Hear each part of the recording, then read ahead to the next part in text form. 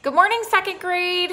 I'm going to be here with you today talking about temperature and all about how to read a thermometer.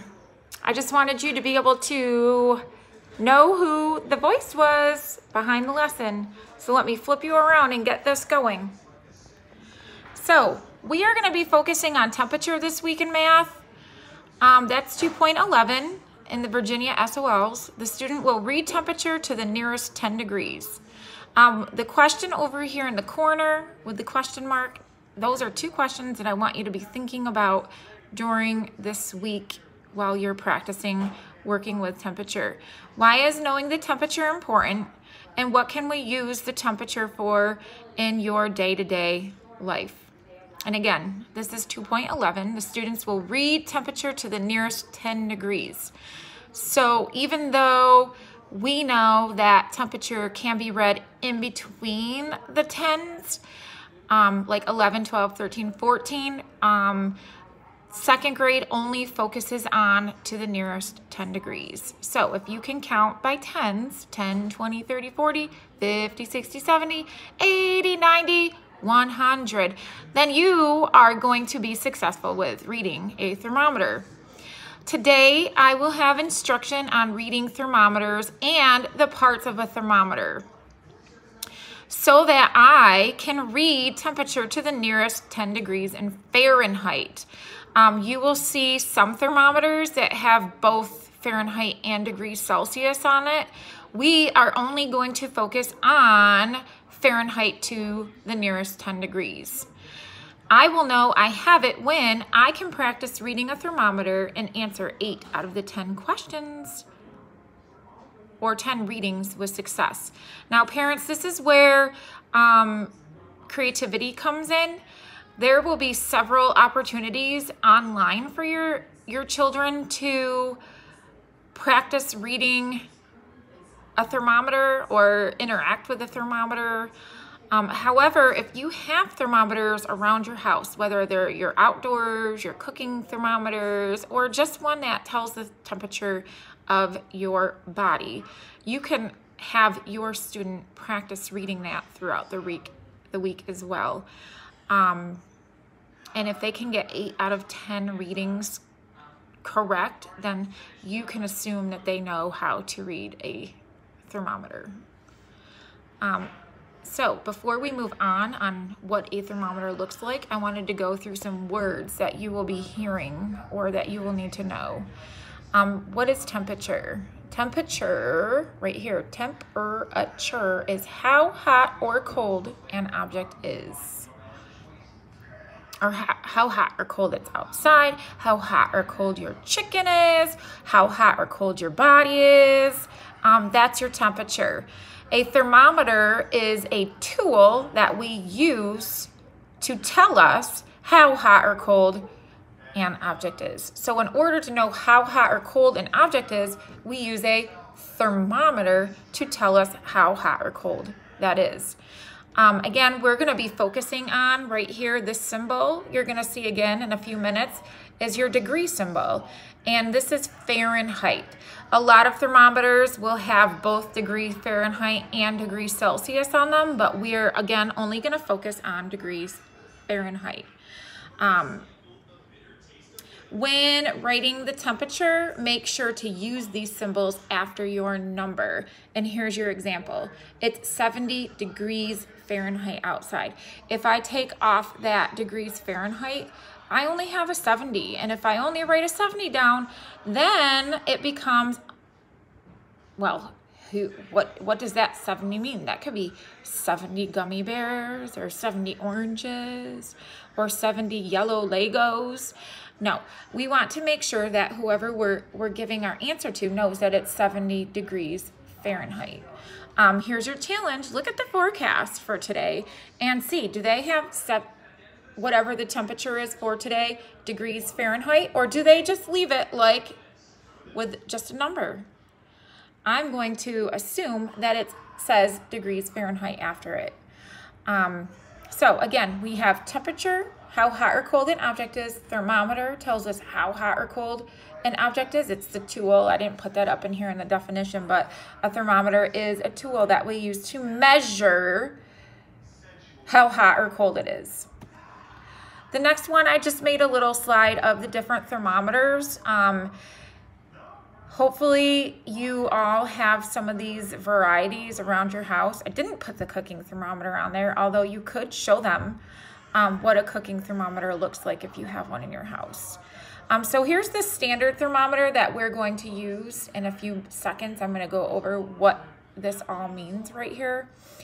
You will see this circular thermometer outdoors. We read it the same way that we would a scale that we practiced reading earlier this year. Over here, you see the thermometer that you use for your temperature, when you take your temperature to see if you have a fever or not. And down here is the thermometer that I had used when I was growing up. So there's your different types of thermometers. There's obviously several other variety of thermometers out there, but these are your basic types that you will see in your environment. And again, parents, your kids can practice reading any of these throughout the week if you have them, and that would be able to answer the 8 out of 10 times that they need to answer the questions about reading a thermometer. All right, so we're gonna move over, and again, you just have to bear with me because this is my first time trying to tape a lesson, so I need to move everything out of my way. Here I've drawn a thermometer for you, and I just quickly wanna go over the different parts of what a thermometer is and what it looks like and how we use it. So if you see your standard thermometer, you're gonna notice, and mine's blue, but most thermometers have inside of it a red liquid. It's called mercury, and that mercury will heat up, and when it heats up, it rises up your thermometer, and as it cools down, it will go back down your thermometer. So if you went from being inside to outside, depending on what time of year it is, your thermometer would go up. If your mercury, the liquid inside your thermometer would go up if it was during the summer, and if you came back inside your house, hopefully it would go down a little bit. Or if you took it inside and outside of the freezer, you would notice that as well. Again, so when you're going to read your thermometer, you're really looking at that blue or red liquid inside of your thermometer to tell you what your temperature is outside or how hot or cold it is outside. So I was gonna write that down, the mercury. So just give me a second. So this liquid right here is called mercury, and this is, it's like the planet. And I'm writing without looking, so if it's not as neat as I would like, I'm sorry. So mercury, and again, that's gonna go up and down the tube as it gets hot or cold. Let's look up in here. Here you'll see your degrees Fahrenheit. I like to have my kids circle that, because if you're reading a standard temperature or a thermometer, you'll notice that over on this side or whatever side it's on, it would also have degrees Celsius. But for this week's lesson, I really just want them to focus on degrees Fahrenheit. So before we left for break, I was having my kids work with thermometers a little bit, and I had them circle that degrees Fahrenheit. So they're really focusing in on that side of our thermometer. So we've talked about the mercury, that's the liquid that will go up and down your thermometer.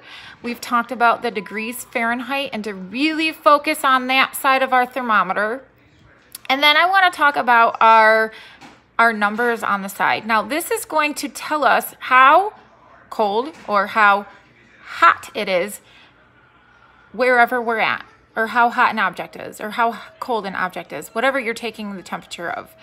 It could be your body, it could be outdoors, it could be indoors, it could be some sort of meat that you're cooking.